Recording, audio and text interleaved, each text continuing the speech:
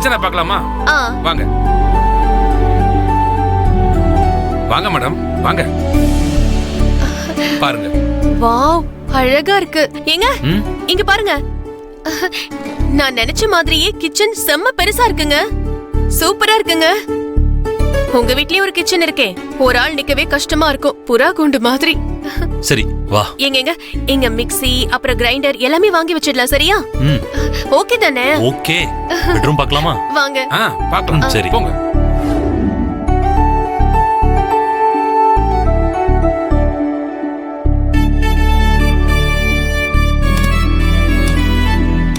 Madam, இது balcony.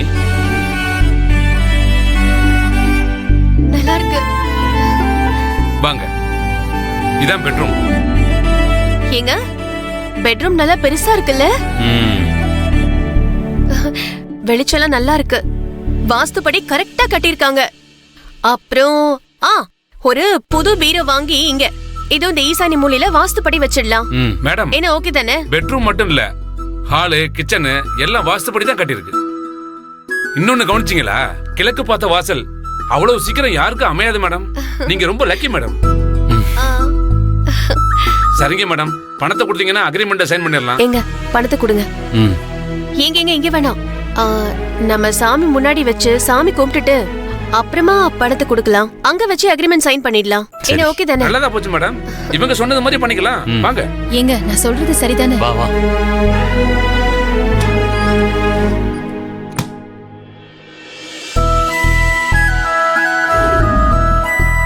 Madam, இதான் பூஜை ரூம்.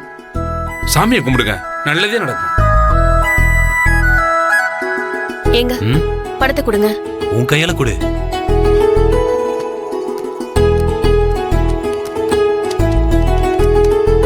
இந்தாங்க.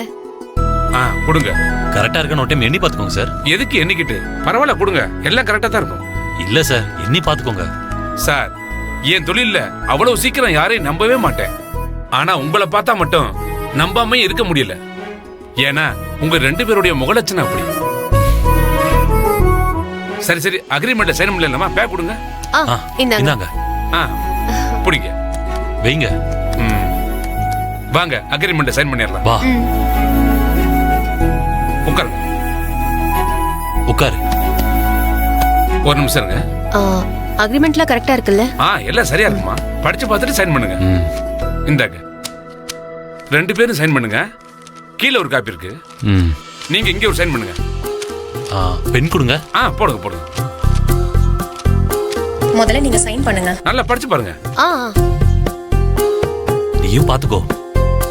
படிச்சிட்டு பொறுமையா சைன் பண்ணுங்க. நீயும் படிச்சு பாரு. நீங்க படிச்சுக்கோங்க.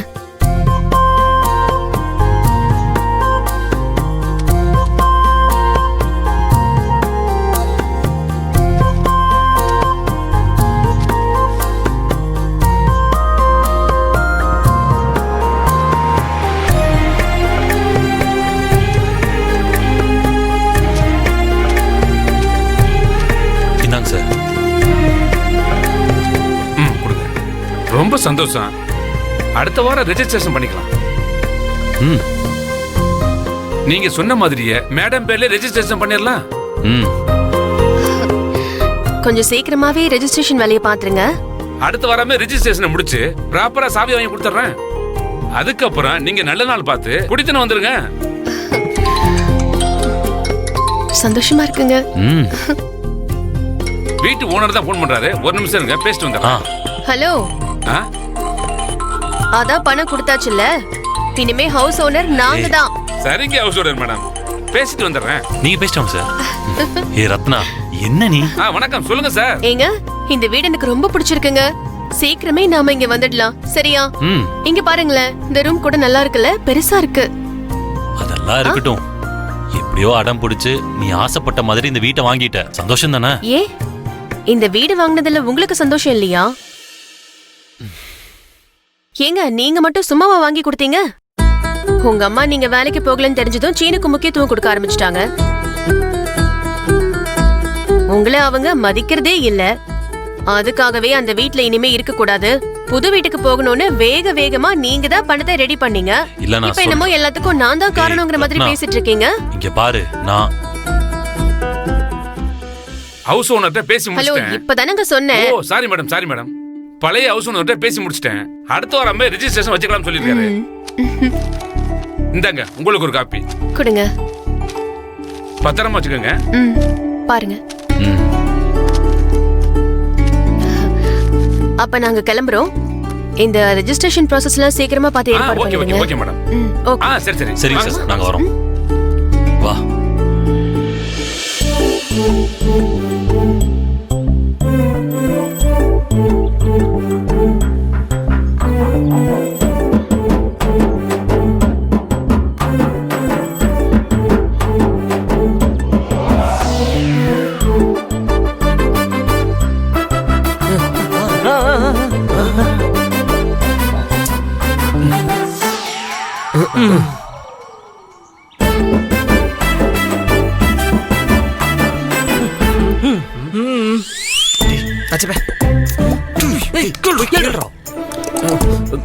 சீனு கொஞ்சம் என்ன நடந்துச்சுன்னு சொல்லிட்டு அதுக்கப்புறம் யோசிக்கிறியா? எங்களுக்கு அப்படியே தலையே வெடிச்சிரும் போல இருக்கு. நீ ஏதாவது சொல்லுவேன்னு சொல்லி தான் அவ்வளவு வேலையை விட்டுட்டு வந்து நாங்களா உட்காந்துருக்கோம். இன்னைக்கு ஆபீஸ்ல என்ன நடந்துச்சு தெரியுமா? என்னாச்சு? எப்பா கேப் விடாம பேசுப்பா. சொல்லுங்க சீனு. நாங்களே ஆல்ரெடி பயங்கர குழப்பத்துல இருக்கோம். இப்ப நீ வேற குழப்பறியா? அப்புறம் நாங்களா கொலை கேஸ்ல தான் உள்ள போகணும். இன்னைக்கு ஆபீஸ்ல நான் ரஞ்சனிய பேர் சொல்லி கூப்பிட்டேன். அப்ப கமலேஷ் சார் என்ன கூப்பிட்டு, ரஞ்சினி இனிமே நீ பேர் சொல்லிலாம் கூப்பிடக்கூடாது, மேம்னு தான் கூப்பிடணும்னு சொல்லிட்டாரு. எனக்கு ரொம்ப கஷ்டமா போச்சு. என்னடா? சரி அப்புறம் அப்புறமா ஏன்பா எவ்வளவு முக்கியமான விஷயத்த சொல்லிக்கிட்டு இருக்கேன், ஆனா அதை பத்தி நீங்க எதுவுமே சொல்ல மாட்டேங்கிறீங்க. அட்லீஸ்ட் கொஞ்சம் ரியாக்ஷனாவது கொடுக்கலாம்ல. சீனு, இப்ப அது முக்கியம் இல்ல. இத பத்திலாம் அப்புறம் பேசலாம். ஸ்ட்ரைட்டா விஷயத்துக்கு வா. ப்ரோ அதை விடுங்க ப்ரோ. கமலேஷ் ரஞ்சினி கிட்ட பேசும்போது ரஞ்சினி எப்படி ரியாக்ட் பண்ணா, அவ ஃபேஸ் ரியாக்ஷன் எப்படி இருந்துச்சு, ஏதாவது நோட் பண்ணீங்களா?